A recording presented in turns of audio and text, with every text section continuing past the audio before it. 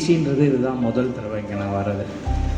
அருட்பெரும் ஜோதி அப்படின்ற வார்த்தைக்கு எப்படி நம்ம உண்மையான அர்த்தங்கள் தேடணுன்றது என்னோட ஒரு ஆவலாக இருந்தது. இதில் ஃபேஸ்புக்கில் பார்க்கும்போது உள் ஒளி தியானம் அப்படின்னா ஏதோ ஒரு ரூம்குள்ளே நம்ம சத்தியஞான சபையில் பார்த்த மாதிரியான ஒளி வச்சு அதை பற்றி ஒரு தியானமாக இருக்கும்னு தான் நான் நினச்சேன்.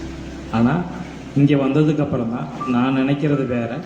இங்கே அதாவது பெருமாள் வள்ளலார் ஐயா சொல்லி கொடுத்துட்டு போகிறது வேறு அப்படின்றத நான் புரிஞ்சுக்கிட்டேன் முதல்ல.